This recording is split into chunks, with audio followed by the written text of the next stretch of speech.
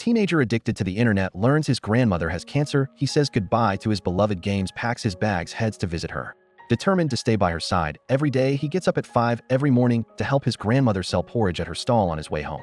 He also accompanies her to visit friends, but all he does is not out of filial piety, but to inherit her estate. Upon arriving at his grandmother's house, he secretly takes pictures of it, pretending to sell it online.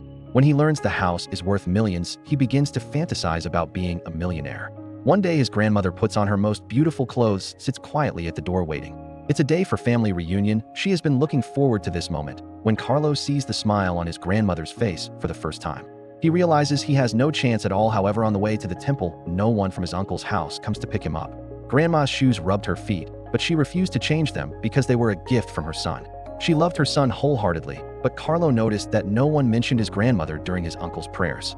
He was angry, feeling his uncle was insincere, just sowing seeds in hopes of a future harvest. But Grandma asked him, "Aren't you the same?" In fact, she already knew Carlo's thoughts. At that moment, Carlo felt embarrassed because his secret had been exposed as chemotherapy progressed. Grandma's condition worsened. Carlo used a beauty filter to make her smile, but secretly concealed her falling hair, until finally, she had to shave it all off.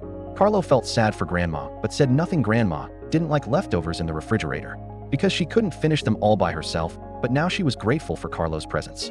Carlo finally won Grandma's approval, but he wasn't happy at all. One day his grandmother's money was stolen. The security camera footage showed it was his uncle who stole it. The money was meant for a burial plot. But his grandmother didn't blame him. Instead, she went to her brother for help, only to be scolded by him. On the way home, his grandmother remained silent. Carlo couldn't help but ask her, "Why did you buy such a large burial plot?" His grandmother said, "If I had a beautiful resting place, perhaps you would visit me more often." Carlo didn't say anything. Upon hearing this, his grandmother's condition worsened. Carlo simply held her hand tighter. His grandmother suffered from insomnia, was tormented by illness. He could have stayed by her side forever, but in the end she left the house to her son. Carlo was very unwilling. He ran to his grandmother, questioned her, asking if it was because he hadn't taken good enough care of her, why he wasn't her first choice. He stormed off. He didn't notice that his grandmother was already in tears.